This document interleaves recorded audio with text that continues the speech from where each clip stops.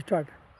चित्रकूट की नदी यात्रा में हम आपका स्वागत करते हैं और ये बताना चाहते हैं कि आप महसूस कीजिए, सड़क के साथ तो आप चलते हैं, लेकिन आपने नदियों के साथ चलना शायद अवसर नहीं मिला, जाना नहीं। तो आइए, ये जो नदी है इधर दिखा दीजिए। ये पैसुनी नदी थी।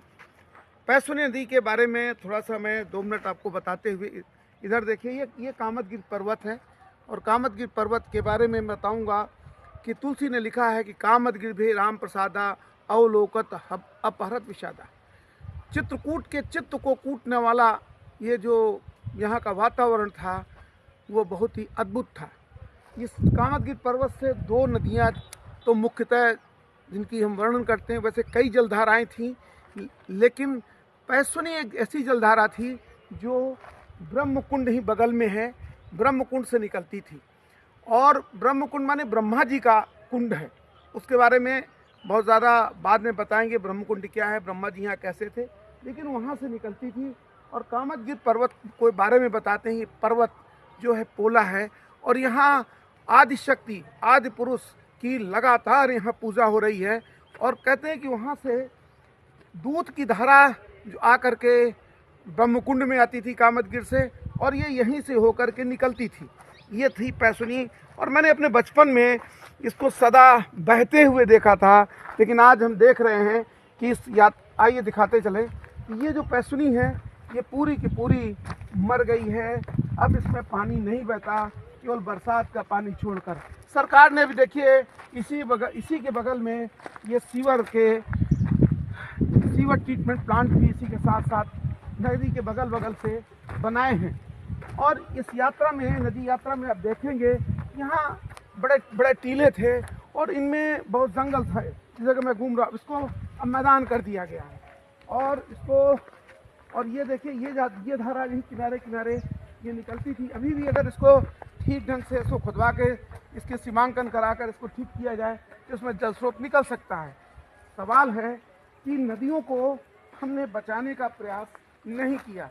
हमने सारा का सारा जो ध्यान केंद्रित किया है वो हमने नदियों को कूड़ा घर की तरह इस्तेमाल किया।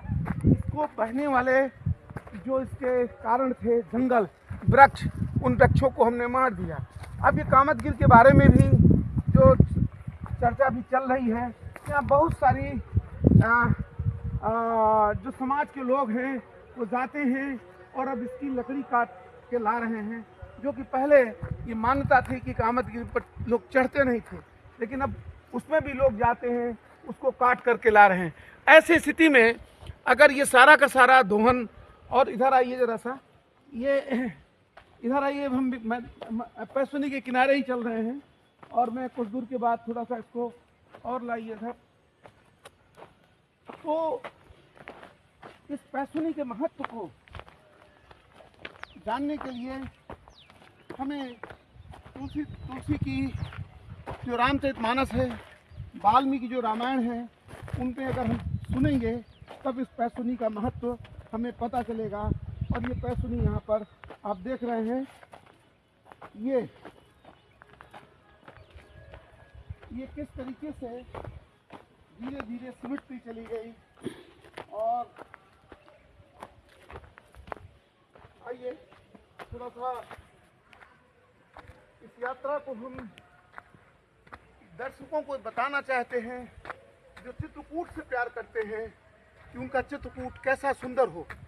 उनके विजन में क्या नदियां हैं, कैसी नदियों के बारे में लोग सोचते हैं। इधर आइए,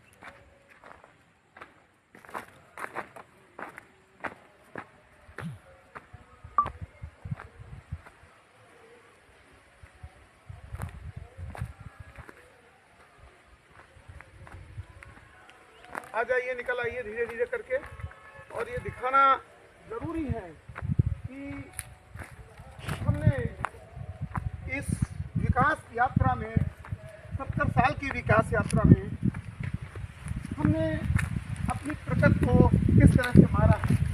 और यदि हम भगवान की तुलना, भगवान को परिभाषित करें तो भा का मतलब होता है भूमि, गा का मतलब होता है गगन, वा का मतलब होता है वायु, ना का मतलब नीर, अग्नि। ये सब पंच तत्व जो है इसी का नाम भगवान है। और ये भगवान को हमने किस तरीके से इसकी पूजा की है। पहले जो धर्म था, जब कोई धर्म नहीं था तो प्रकृति धर्म था। थोड़ा आराम से आइएगा और मैं आपको थोड़ा सा देखिए। ये मैं जहाँ जलधारा लगातार अविरल निर्मल पानी बहता था, जलधारा बहती थी, वो ये पैसुनी का ये क्षेत्र है। अब बिल्कुल सूख गई। ये देखिए बोतल आप देख रहे हैं, ये बोतल दारू की बोतल। ये संस्कृति है। पैसुनी के किनारे, पैसुनी के इधर आपको दारू की बोतलें मिलेंगी। और थोड़ा सा आइए, और मैं बताना चाहूँगा कि भगवान राम जब वनवास के समय चित्रकूट आए थे और उनके पिता महाराजा दशरथ, उनकी मृत्यु के बाद भगवान राम ने इसी पैसुनी के किनारे, और संगम उसको कहते हैं वहाँ पर, और वो उसका नाम है राघव प्रयाग घाट। वहाँ मंदाकिनी और पैसुनी दोनों मिलती हैं।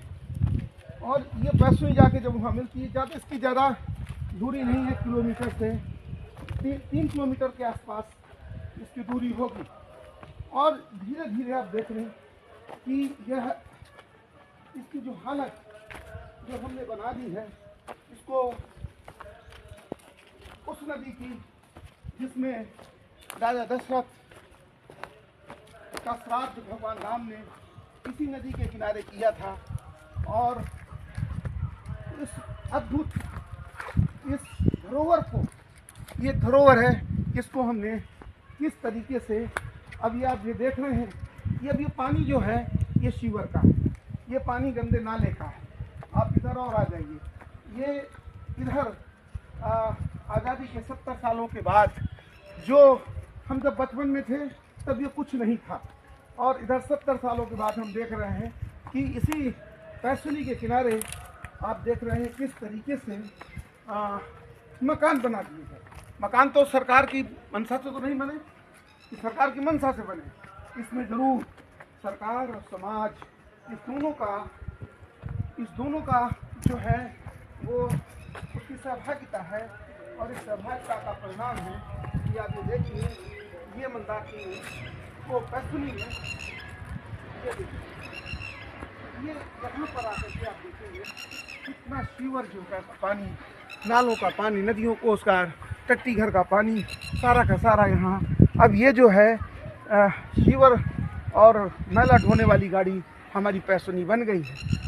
हम कैसे चित्रकूट को सुंदर बना सकते हैं जब इसकी जलधाराएँ, अब जब से इसमें ये सूख गई है, बस उसका परिणाम है कि करवी की मंदाकिनी भी धीरे धीरे सूख रही, क्योंकि उसकी जो सहायक नदियां हैं वो समाप्त हो रही हैं। इसके सीमांकन के सवाल थे, आज तक इसके सीमांकन पर सरकार ने कोई बात नहीं की। मैं अनुरोध करूंगा कि इस मुद्दे पर ज़रूर चर्चा हो। इस यात्रा को हम यहीं पर समाप्त करते हैं, हमारी नदी यात्रा को, ये बताते हुए कि हम चित्रकूट के विजन डॉक्यूमेंट में क्या सम्मिलित करें, कि चित्रकूट का विजन हमारा कैसा है, कि जिसमें नदियाँ सुंदर हों, पर्वत सुंदर हों, और यहाँ पर जो भी तीर्थयात्री आए उसको नैसर्गिक शांति मिले, और यहाँ आध्यात्मिक जो विरासत है चित्रकूट की वो जीवंत हो, पुनर्जीवित हो। चलिए फिर इसको आगे बढ़ाएंगे, नदी यात्राएं समाप्त करते हैं। नमस्कार।